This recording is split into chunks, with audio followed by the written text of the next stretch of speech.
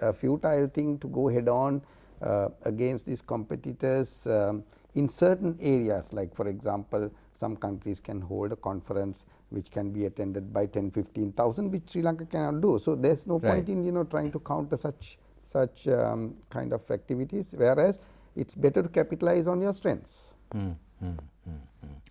Tell me, what is the government strategy in sustaining tourism and MICE tourism?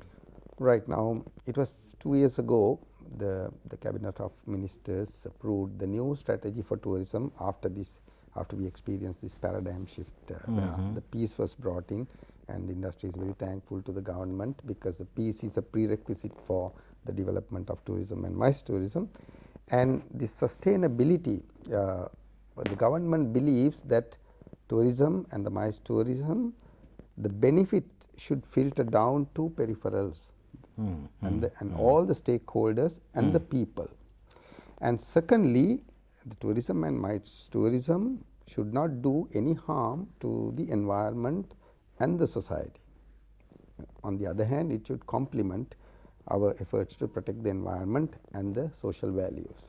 And thirdly, which is even more important, that the government is strongly believing that every visitor that is coming to Sri Lanka should be made an ambassador to talk about Sri Lanka, because that message that is carried by the tourist or the conference delegate is more credible than the propaganda carries a lot more weight. Exactly. Yeah. Vipula, we talked about sort of having an effective campaign, but tell me, are we now fully geared to handle a conference, meeting or an exhibition at international level? Do we have the infrastructure? Do we have what is required for such a thing?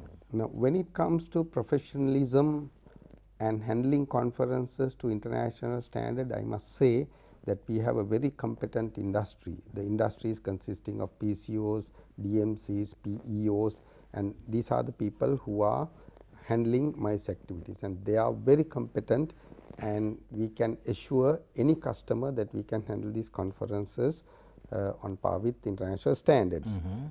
Perhaps the only drawback may be that like for instance, we don't go and bid for conferences that are attended by 10,000-15,000 people at any given time. Do you get as many as that for a conference? Yes, there are some conferences you have, like international, worldwide conferences. We don't bid for those things because we don't have the conference halls. But for that number, 1,000, 1,400, up to 1,500 delegates. And Sri Lanka has done quite well in the year 2010 and 2011. The statistics prove all that, because in 2011 we had 22 international reputed conferences, which went up to about 30 conferences in the year 2012. So obviously the numbers are increasing and we are doing well. So as the infrastructure is coming into place, we will now, as you know, Hambantota Convention Center is coming up, and every hotel that is being built will have conference facilities.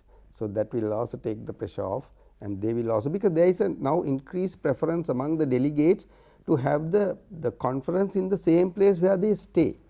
So this is the trend. They don't want to get into buses and go to conference centers and come back. So this is a good sign for us. So the conferences of that size, up to 1,500 delegates, and meetings, particularly the corporate meeting, Sri Lanka has a lot of strengths over her competitors. And do you think our cost is also comparatively low compared with the other competitors? Most certainly, because obviously when you bid for conferences and meetings, they compare the prices before they confirm. So Sri Lanka is very competitive that way. Right. Now, you mentioned the word drawback in just a little while ago. What do you see as the biggest drawback in developing MICE tourism? What do we need badly? I wouldn't use the word drawback. Instead, I would say these are the challenges.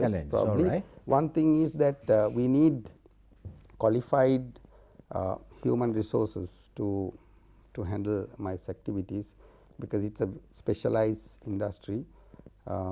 which has a tourism element, obviously. So we want the various universities and institutions to produce this required number of professionals into the market as we go on, and also the more activity oriented atmosphere like Singapore and Malaysia, in order to attract more events.